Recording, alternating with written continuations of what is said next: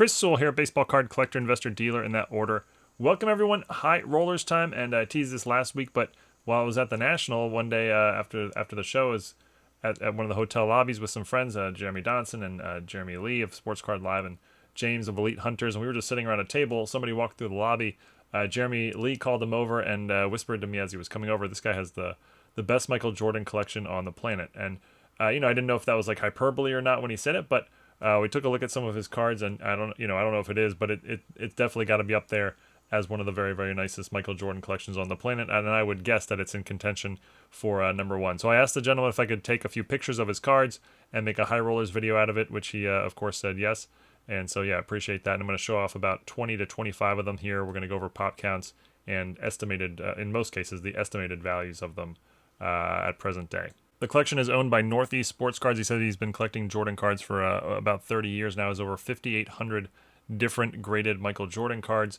Again, we're going to look at about 25 here, but the case he had with him had a couple hundred, and I'm leaving out a lot of big dollar cards here, but just showcasing some that I took pictures of. And my apologies for the slightly poor photo quality, as it was sort of a dark lobby, but it'll do.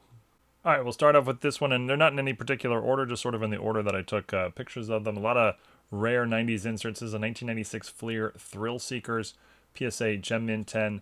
The card is just a Pop 18, and the last sale of a PSA 10 was about a year ago on Goldin for just short of $21,000. Next, 1996 Skybox Z-Force Big Men on Court. This is the Z-Pete die cut variation PSA Gem Mint 10. That's a Pop 8. The last sale of a PSA 10 was almost a year ago for $38,000 plus. Similar type concept, die cut card here. 1998 Skybox Thunder Noise Boys die cut PSA Gem Mint 10. That's a Pop 25. $33,600. There was a sale for a PSA 10 back in June on Pwcc, which is now Fanatics. 1996 Ultra Platinum Medallion, very rare parallel. I think these were 1 per box parallels. PSA Gem Mint 10, which is, as you can see, a Pop 8. The last sale of a PSA 10 was back in April for $28,000 plus. 1998 Skybox Molten Metal Fusion Michael Jordan. It's graded a Gem Mint 10 from PSA. Really cool card. The pinholes on the right side of the card sort of form a profile of Jordan's face. Nice, really attractive card. Tough to tell here, but also gets the gold sticker from NBA, meaning strong eye appeal for the grade. Just a Pop 6 as a 10 from PSA. There has not been a PSA 10 sale in a long time. The most recent semi-comparable sale I could find was a BGS 9.5 selling for about a year and a half ago for $25,000. You have to imagine the PSA 10 would sell for a lot higher than that.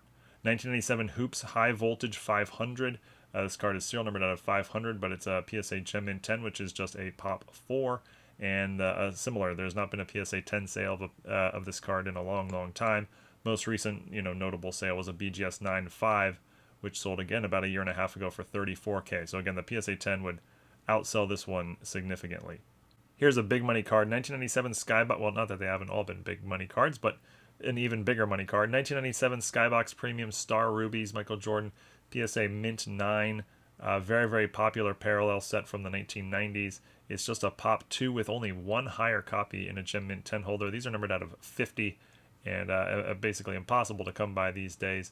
There has not been a sale of a card in a PSA holder in quite a while. About 2 years ago, a BGS 8.5 sold for $228,000. So the PSA 9 would, you have to imagine, would outsell this one by a good amount. But yeah, that's the last time one of these cards came up for sale in any grade. 1997 Skybox Z-Force Super Rave. Another really, really rare parallel from the 90s, PSA Mint 9. These are numbered out of 50 as well. This one's a Pop 7 with 3 copies higher, and the last PSA 9 went for $21,000. That was 3 years ago, so no idea what it would go for today. I would guess a little bit higher than that, but, just guessing here. 1997 Finest Embossed Refractor, card number 154, PSA Mint 9, serial numbered out of 74. You can see it's a Pop 15 with 4 higher. Nice die-cut card there as well. One of the early year refractors of Jordan, of course. The last PSA 9 went for $80,000. That was in late 2023, and that's the most recent comp to go off of. 1997 Ultra Abilities Superstar PSA Gem Mint 10, another die cut parallel from the 90s, just a Pop 22 in a 10, and the most recent sale of a PSA 10 was a few months ago for $21,600. Here's another big money card, 1997 SPX Grand Finale, Michael Jordan PSA Gem Mint 10. The Grand Finales are the gold, but also have like the gold background. They're actually kind of easy to miss, but they're serial numbered out of 50. And as a Gem Mint 10, this is a Pop 1, the only PSA 10 copy on the planet. I could not find a sale of a PSA 10 of this copy or a PSA 9 ever. The most recent thing I could find was a PSA 8 sale about a year ago for $52,460. The standalone PSA 10, I don't know, certainly multiple six figures easy. Speaking of multiple six-figure cards, he has an 86 Fleer Jordan PSA 10. 325 of those exist at the time of this recording. Last one sold for $192,000 back in July. 4 PMGs. These are from 2013 Fleer Retro. The two reds are both serial numbered out of 100, and the two greens are both serial numbered out of 10. You can see the grades: a 10, an 8, an 8, and a 10. I didn't bother looking up these as research department sort of limited here, but yeah, big money cards there as well. 1997 Ultra Star Power Supreme, another die cut insert from the 90s PSA Gem Mint 10, which is a Pop 15.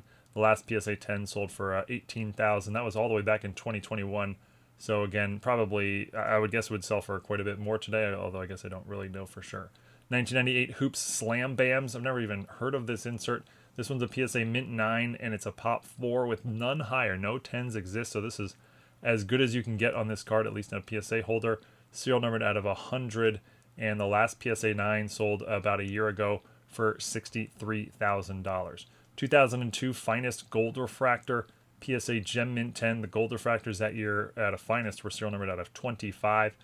This shows Jordan in his Wizards uniform. Not ideal, but still obviously an incredibly rare card.